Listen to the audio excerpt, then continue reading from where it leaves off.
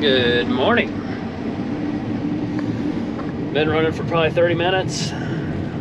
We're out here getting going here. A little bit of replanting in here, but they're already dried down, so we'll grind them through. Matt, oh, look at that. Tank looks pretty good.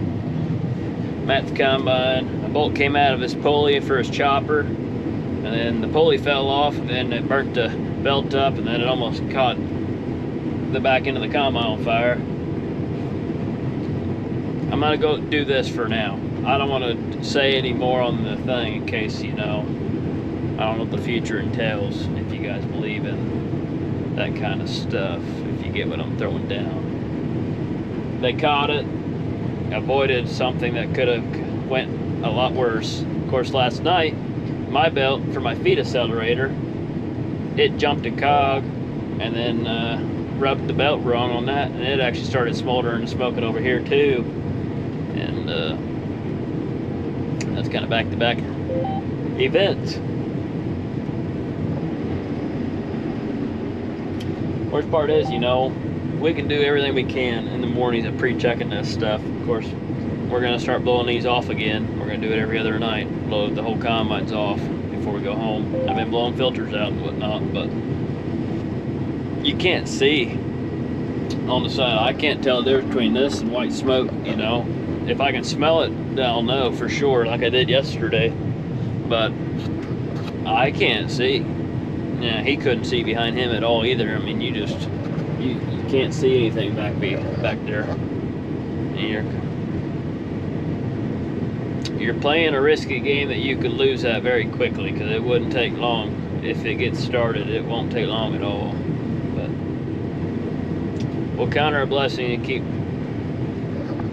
being safe. But we're gonna keep rolling. They got to go get a belt, and I'm not quite sure what else they got to get, but I'm sure they got to get a couple more things. We're gonna keep on rolling, and yeah, we'll see how far we get by ourselves here. I'll holler at you guys here in a little while, and stay tuned.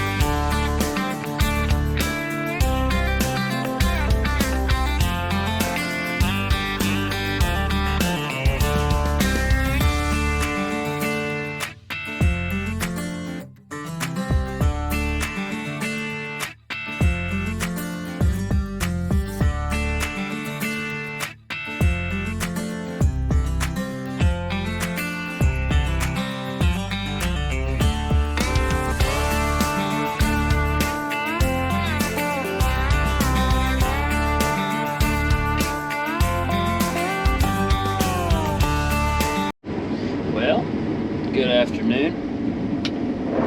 We are back to cutting. I got a deer horn stuck in my tire, so that took a little bit away from me. Matt, he's over there.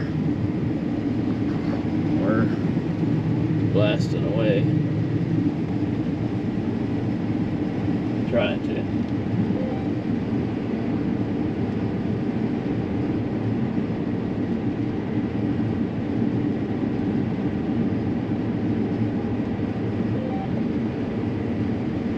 It's very dirty. Ooh.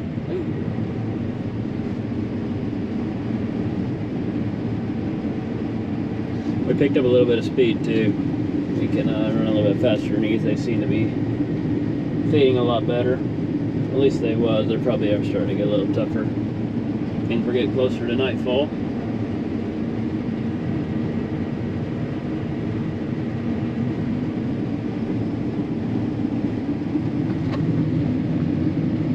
Not too bad. Different colors. One of these has treatment on it. One of them has a different kind of treatment on it. Comparing yield, the whole field's planted like this, so I'm going to do another trip test over there. But where I have the stuff going sideways right now, I have a foliar and fungicide plot right here, so I have to harvest with the sprayer because it costed more to do the sprayer pass than it did this one, so I kind of got a trumpet. But I'll do that test over there when we hop across the roads. Not a big deal. We'll see what happens in this result and where we stand at. So far, hadn't been bad. We're probably approaching, I don't know, 150 today probably. It's probably about what we had yesterday too. I don't know. According to my phone, we're about at 600 acres of soybeans done, and we have 627 acres of corn done. So we're getting there.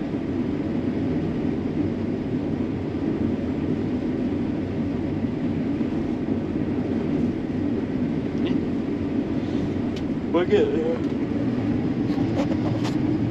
Slight breeze this time. All the dust is going that way, and they want to go to a field that runs this way, and I'm thinking I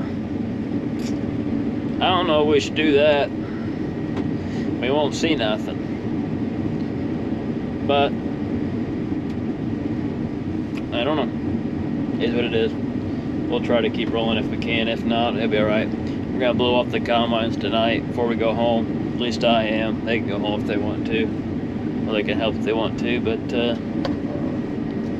get them completely blown off tonight. Probably start doing that every other night or so.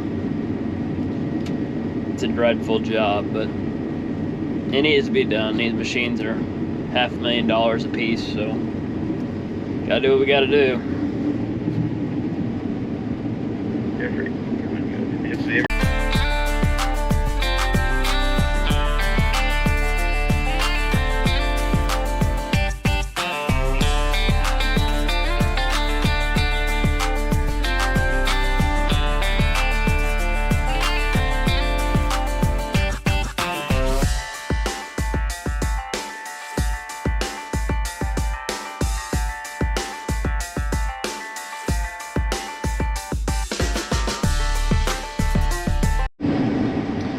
We're back to cutting.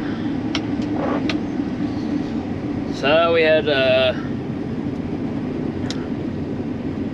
plate that was left in the field. We got caught up in match combine last night. So we had to take all the concaves out and get that plate out. Wasn't nothing happened, nothing wrong. Luckily, we all got lucky. Nobody's fault. Stuff happens, mistakes happen.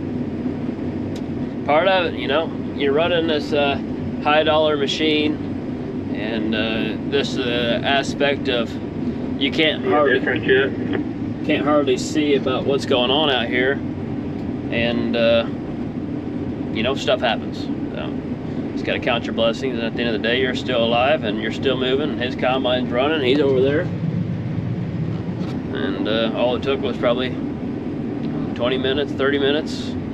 Took it apart last night, put together this morning before we got going, and we're both running. Already got probably 60 acres done so far. Been running for, it's getting close to 2 hours probably. Waiting for the tire guy to come over here and get this tire fixed, and he be coming within the hour probably. Had a deer horn go through my tire last night or yesterday at some point, so I've been putting air in it, beat the horn back in the tire so I could keep running until he gets here. Yeah, I don't know, we're getting along all right. Keep pushing through. They're calling for a little bit of rain next week. If we keep going how we've been going, we should be halfway, maybe a little over on beans by the end of the weekend, which would be really good. Good start for, and it's only October 2nd, so we'll keep on chug-a-lugging and see what happens here. But aside from that, beans are doing better than what we expected, which is a good thing due to prices. We hopefully won't lose money this year on them. I'm sure a lot of people did, probably including us last year on beans. Just wasn't a good market for them, and beans were a little under average, so it is what it is. We're in a plot right now. I got some nematode protection, which you can put down while you're treating seed, and it basically kind of just coats the seed and whatnot. So I have that going on, some strips over here, and then of course I have some foliar feeding, which I talked a little bit about when I sprayed it. But the stuff with the foliar is it's like you're tricking the plant almost. So there's science behind some of these products to where you can essentially go out and kind of trick the beans or corn. Maybe there's other crops. You can essentially try to trick the crop thinking that it's not as stressed as what it actually is. And in a sense, basically the plant will sit there, hopefully will react to that treatment, and maybe it won't abort pods when it's getting so stressed like the other stuff has. It might keep seed size instead of shrinking down to hardly nothing because there's no water. So stuff like that, you know, test weight determines yield. I don't care what you guys want to sit here and say. There's people out there that don't believe in it. Everyone has their own opinion. This is our opinion, right or wrong, don't know, doesn't matter. To us, test weight matters. And if you can hold good bean size, which I don't know how well you can see in there, those beans are a little bit bigger than what we didn't spray this stuff on. Now there's a lot of variables that go in that. I did have some foliar trials, some seed treatment trials, you know, there's a lot of stuff. I want to break it all down on computer and see what we find out. Ultimately, you need about 1.5 bushels to sit there and break even. 2 bushels definitely gets you even. 3 bushels, you're making money. Essentially, we're just trying to gain a couple extra bushels. Those extra bushels over 3,000 acres makes a lot of difference. Now, that said, corn-wise, it's easier to make a difference on corn, in my opinion, than it is beans. I think corn can react a lot faster, better, test weight-wise, absolutely. Beans, I feel like they're so tough. They're such a tough plant. You can plant them anywhere and they'll grow, dang near it. And of course, you know, it all determines on what finishes out on these beans. I know I did a stand count before, and with the pods and everything, I was like, if they can hold their pods and everything, we should be pushing 70s, 80s. That was a rough guess. You can't determine bean yield like you can corn yield. I can get pretty close on corn within about 10, 20 bushels, probably 10. But corn also depends on the test weight. Beans, you know, we didn't get that rain, so we had some pods that got aborted. The bean sizes, they shrank. Test weight lost. I said 70, they're 50, roaming around there. And for our area, 50 is very average. It's an average yield, I'd say, for a lot of people. With input cost and everything, 50 bushel, you're lucky if you break even.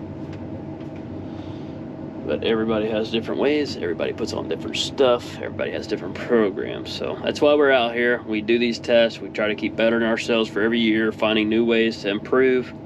We're going to try some different fertilizer tests next year. just because there are certain fertilizers that have different kinds of salt levels in them, and we've been kind of thinking maybe our beans are getting dinged by the salt, and the salt is burning the bean as it grows.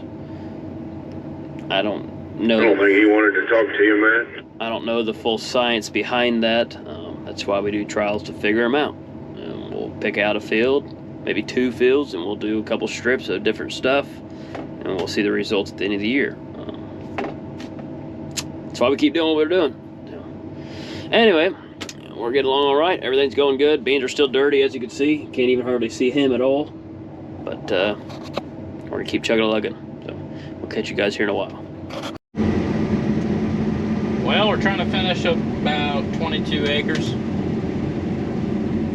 They're getting pretty tough, but we're gonna knock it out anyway.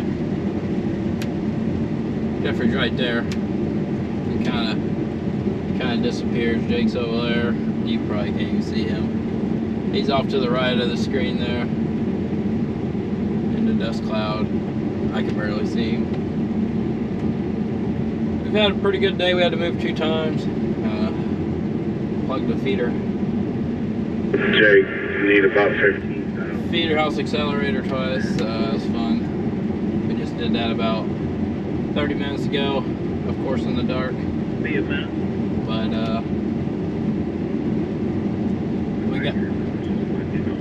we got it unplugged. We got a new belt we're gonna try and throw on it. It's been kind of acting up pretty much all season. I think it's pretty much jammed it up a couple times now, so now we're running about 2.3 and damn near maxed out power.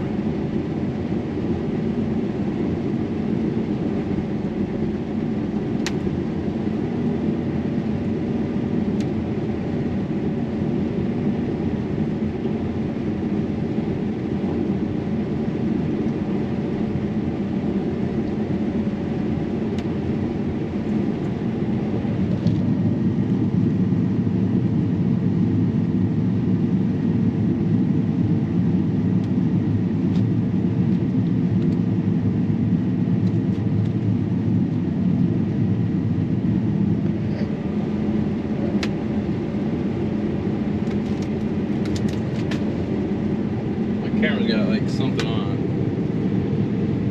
saying it's can't recognize the crop that we're harvesting. Honestly, I can't either, so don't feel bad. It's down there, can't really see it though.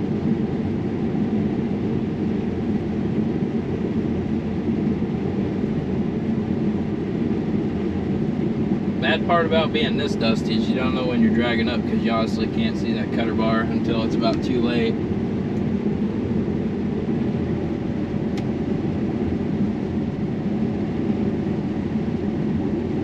But you ain't really going fast anyway, so I guess you're really not going to do too much damage. You can still kind of see behind us a little bit down there, but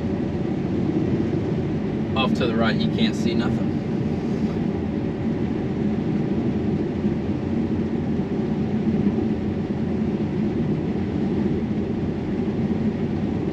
We're getting along pretty good this week though. We've done probably close to 600 acres maybe more than that. It's been a pretty good week. We kind of switched to corn on Tuesday, Wednesday, somewhere in there. We did about 180 acres of corn. Then we switched back to beans because we couldn't really cut beans that day, so kind of knocked out some corn that was in the area. So we've been moving right along. Besides, we break down about every day. Wish that would kind of stop, but don't look like it's going to anytime soon. Is what it is. Just gotta keep going. We ain't done yet. We got about, I think after this field, we got 850 acres left of beans, and we're done with beans. Can't wait. Ready to go back to corn. Bean dust is just nasty. It is just dirty this year. It's terrible this year, honestly.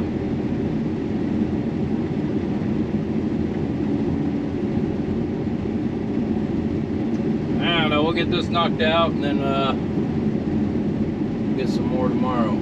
So, kind of just haven't picked up the camera today. So we'll get more tomorrow, and then we'll start fresh in the morning.